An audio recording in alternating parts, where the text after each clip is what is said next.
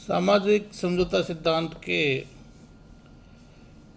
वैज्ञानिक दृष्टि से राज्य की उत्पत्ति के बारे में बताने वाले विचारकों हॉब्स, लॉक, रूसो तीनों ने ही मानवीय गुण के ऊपर भी अपनी बात रखी है। और उसके अंतर्गत लॉक ने अपनी पुस्तक दो संधियां में लिखा है कि मानव का स्वभाव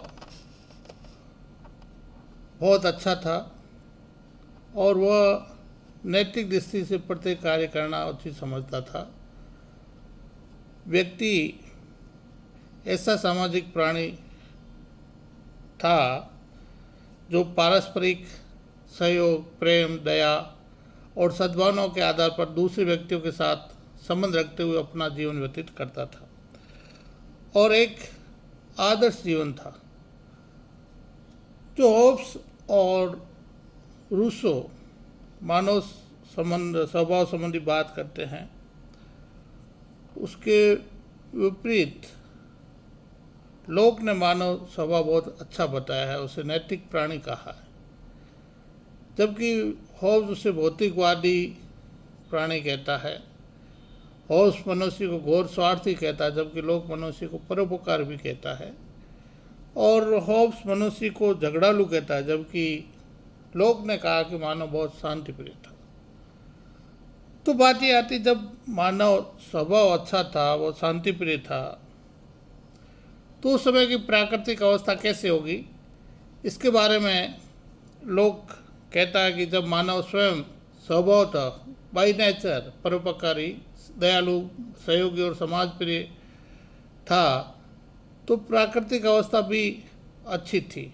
लोग आपस में परस्पर सहयोग करते थे, परोपकार की भावना से बात करते थे, सभी मनुष्य समान थे और सभी मनुष्य शांति और पारस्परिक सद्भावनाओं के आधार पर रहते थे और प्राकृतिक अवस्था में लोग पूर्णतः स्वतंत्र होते थे। किंतु उनकी स्वतंत्रता स्वच्छंदता नहीं थी, क्योंकि प्राकृतिक अवस्था का नियंत्रण प्राकृतिक नियमों के द्वारा होता था और बुद्धि के आधार पर प्राकृतिक नियमों को या नैतिक नियमों को वो पालन करते थे। और उस समय लोक ने प्राकृतिक अवस्था में 3 प्रकार के अधिकार की बात कही है। सबसे पहले जीवन का अधिकार, प्रत्येक व्यक्ति को जीने का अधिकार प्राप्त था, स्वतंत्रता का अधिकार प्राप्त था और संपत्ति का अधिकार, निजी संपत्ति रख सकता था। तो जब प्राकृतिक अवस्था अच्छी थी, मानव स्वभाव अच्छा था, कोई झगड़ा नहीं था, तो लोग ये कहते हैं कि सामाजिक समझौते की जरूरत क्यों पड़ी।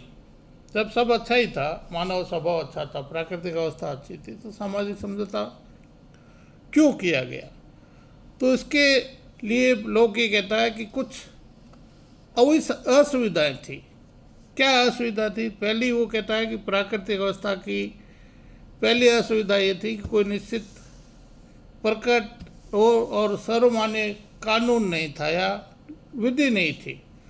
उसके कारण मतभेदों का कैसे निराकरण करें, इस पे दिक्कत होती थी, कठिनाई होती थी। दूसरी बात ये कहते हैं प्राकृतिक नियम या विधान के अनुरूप निर्णयों को लागू कौन करे, इस संस्था का भी अभाव था। यानी वर्तमान समय हम कहें कि व्यवस्थापिका और कार्यपालिका, और तीसरी बात यह कि न्यायपालिका, जिसमें न्याय कौन करे, इन 3 चीज़ों की कमी थी। इनके आधार पे इन असुविधाओं को दूर करने के लिए लोग के अनुसार मनुष्य ने पारस्परिक भय से छुटकारा पाने के उद्देश्य से नहीं, वरन प्राकृतिक अवस्था में रहने की कुछ कठिनाइयों के निवारण के उद्देश्य से सामाजिक समझौता किया। और इस समझौते के परिणाम स्वरूप 2 समझौते होते हैं, जैसा कि वो अपनी पुस्तक का नाम भी ट्रू ट्रीटीज रखता है। पहले समझौते के द्वारा राज्य का निर्माण होता है, दूसरे समझौते के द्वारा सरकार का। तो प्राकृतिक अवस्था के बाद जो सामाजिक समझौता होता है वह सबकी सर्वसम्मति से होता है और सभी नागरिकों ने मिलकर के प्राकृतिक दशा को समाप्त करके एक ऐसा विधान बनाया जो सबके हित में हो, और दूसरे समझौते से राज्य का निर्माण किया जिससे कि एक स्थायी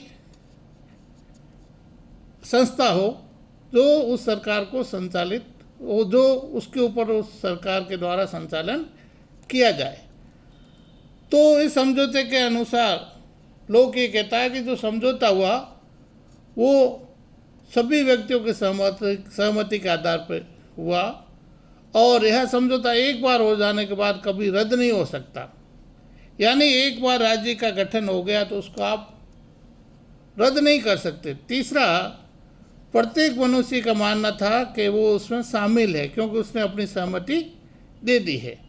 लेकिन अगर सरकार जनता के हित में काम नहीं करती तो जनता उसको अगर सहमति से लाती है तो उसमें परिवर्तन भी कर सकती है। यानी राज्य में परिवर्तन नहीं किया जा सकता, सरकार में परिवर्तन किया जा सकता है। इस तरह से लोग का जो सामाजिक समझौता था वो एक तरह से वैधानिक सरकार का गठन करते हैं, जिसको हम पार्लियामेंट सिस्टम भी कह सकते हैं, वैधानिक सरकार। तो इस तरह से लोग ने अपने सामाजिक समझौते के द्वारा एक ऐसे सरकार का गठन किया जो संवैधानिक है, जिसे आने वाले समय में हम वैधानिक सरकार भी या संवैधानिक सरकार भी कह सकते हैं, जो पार्लियामेंट सिस्टम का एक आधार था।